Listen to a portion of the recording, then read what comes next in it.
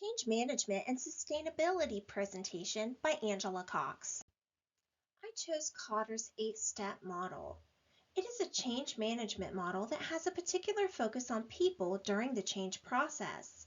It can be generally divided into 3 broad stages: improving the organizational climate to allow the change, engaging the organization and helping it succeed during the change, and implementing and cementing the change into long-term practice.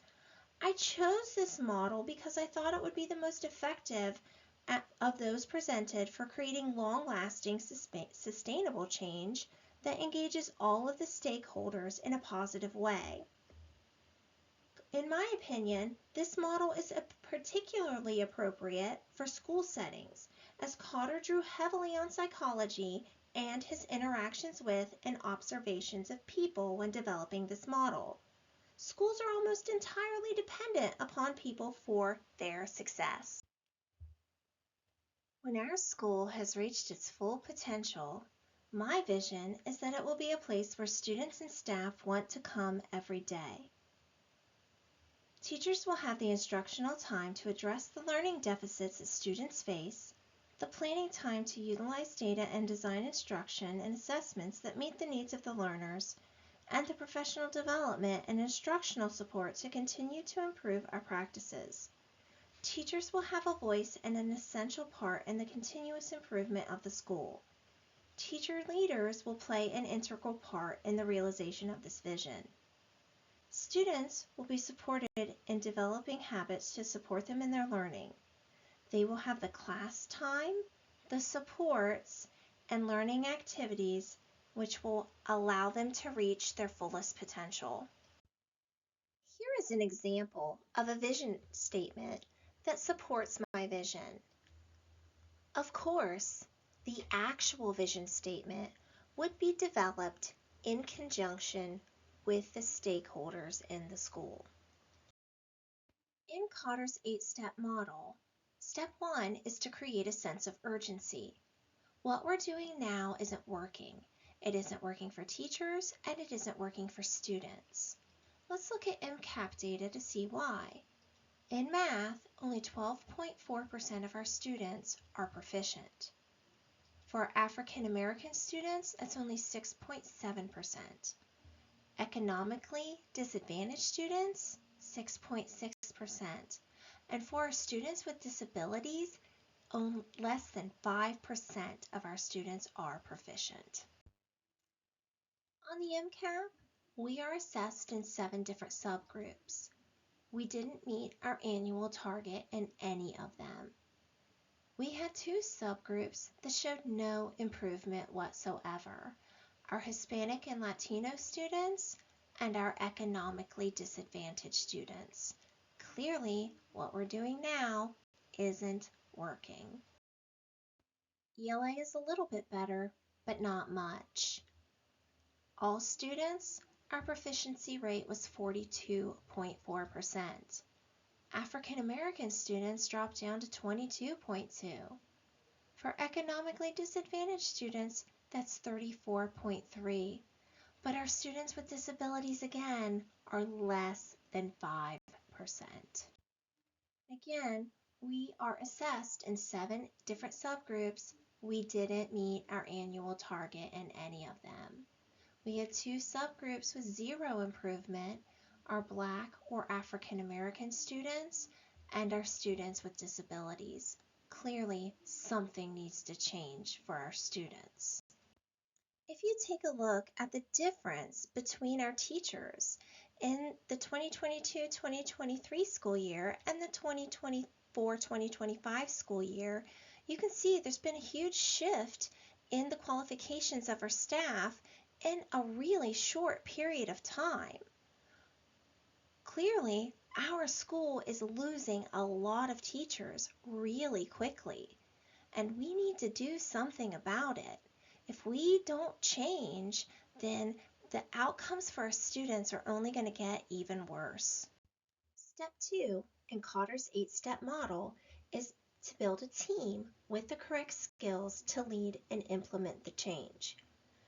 While you should identify your top leaders and stakeholders to work on this team, it needs to start with a cohesive leadership team, which begins with the principal, assistant principal, and the dean, who all agree in and work towards realizing that vision. The second part of building your guiding coalition involves recruiting our influential teacher leaders, those who are liked and respected and whom others turn to for help. It's important that you have diverse representation and perspectives. Make sure that you have representation from areas like related arts, special education, and counseling. The more perspectives you have, the better. It is also essential that you include your teacher union representatives on your team. Their support is essential, and their opportunity can kill your efforts to affect change. Finally, we need students and parents on our team. Parental support is essential to help us manage our change, and students can help identify and overcome roadblocks before they become a problem. Step 3 in Cotter's model is to create a vision for change. So we're going to go back to our vision, and then we're going to break it down and see what some of these changes might look like. We'll start with Eagles are inspired to put forth their best efforts. Currently, we have some really great work going on in the math department with student conferencing, but those teacher leaders lack planning and instructional time. We need to change that. Changes to the way we schedule our instructional time are the most essential parts of my vision. Currently, our school has a 9-period day. 3 of those periods are 30-minute blocks. The other 6 are 45-minute blocks. One 30-minute block is lunch, and the other 2 are an advisory and a mentoring period. Advisory is for club time and homework completion, and mentoring is for social emotional learning. Currently, that time is not being used effectively. We waste an hour of instructional time so that about 60 students can be placed in a reading intervention and still be placed in a typical middle school schedule. This needs to change. So how do we need to change that schedule? First, we need to eliminate the advisory mentoring block and move to a 7-period day with a 30-minute lunch. Let's remove that unused block of time. Second, schedule reading interventions as a class period. Current interventions are not being followed to fidelity because those advisory periods are not long enough to implement the entire intervention. Finally, with that extra period that we added to the schedule, we need to schedule students for a double block of math support. With that extra time, students can work on essential skills. And finally, some students may also need to be added to another block of ELA. We need to reschedule the current special education model. We're an all-inclusion school, but we're not using co-teaching effectively. One special education teacher might be scheduled to co-teach in 2 different classes during the same class period. That's ineffective. One special educator is one co-teacher. You don't get scheduled to be 2 places in the same time. We also need to adjust related arts course offerings to best support our student learning needs. If students aren't proficient in basic literacy and numeracy skills, they shouldn't be taking an elective. We also need to add collaborative common planning time during the day for all content areas, and teachers should not be missing time with students to attend these collaborative planning meetings. And finally, we need to provide structured lesson planning guidance during that collaborative planning time. No new initiatives, we need to get back to the basics. Step 4 of Cotter's model is to communicate the vision. Shout it from the rooftops. Make sure that everyone knows and understands our vision. If they have a problem with our vision, we need to know. Everyone should know. Because if we don't know if there's a potential problem, How are we going to fix it? We need to know. The more people we tell, the better. Our whole planning coalition is going to hopefully help us within that. Step 5 of Kotter's model is to remove obstacles. There will be obstacles, and there are going to be obstacles that I don't foresee. But let's start with the ones that I do foresee. Our biggest obstacle will most likely be funding. The blueprint is causing huge issues with affordability, and it's likely that our county commissioners will not fully fund our education budget. This could mean staffing cuts that will implement our improvement plan. One of our obstacles will also be staff, student, and parent resistance. It will be really important that we make sure that our guiding coalition includes a variety of people, that we continue to communicate our vision for the future, and that we constantly communicate what we're doing and why so that all stakeholders understand. Another obstacle that we might face is teacher leader training needs. Our teacher leaders are going to need professional development, and it's going to be a challenge to provide that. Funding is going to be an issue, and finding adequate professional development is also going to be an issue. We don't have capacity to provide that ourselves, so it's going to be an obstacle that we're going to need to overcome. Another obstacle that we may face is changing staffing needs. Currently, if we are going to be having students come out of related arts and into extra ELA and math classes, we're going to need extra ELA and math teachers. That's going to be an obstacle.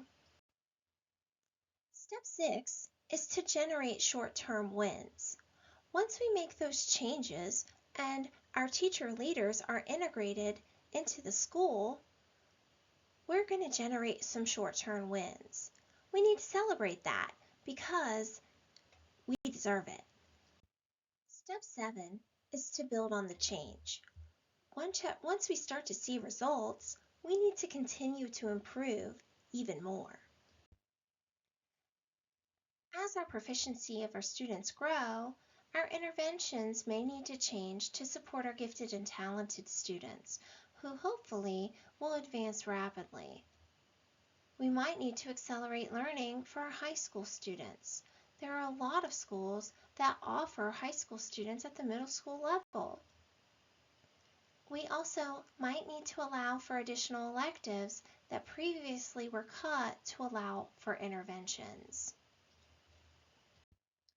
Step 8 is to make the change stick. Make sure that all of those gains that you've made stay. Some ideas to make the change stick. First, we need continuous professional development and research-based teaching methods. As our teachers grow, they will need more and more professional development to improve. Next, we need time for teachers to plan and learn. No more new initiatives. Let's perfect what we know works. We also need some collaboration protocols for team meeting times. How are we going to use our time effectively? And let's make sure that we stick to that. And finally, continued data analysis and response cycles.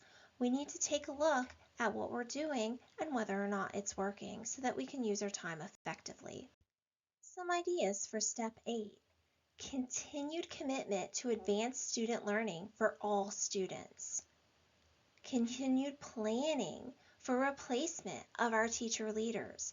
They will move on to do bigger and better things, so we need to have a plan for how to replace them. We need to continue to listen to all of our stakeholders, including our parents, to get and maintain continued buy-in. And protect that funding that allows for our teacher leaders and teachers to have our dedicated planning and collaborative time, which is so essential to our success. Just a friendly note, all of the images on this presentation were inserted through PowerPoint and licensed through Creative Commons. are the references that I used in my presentation.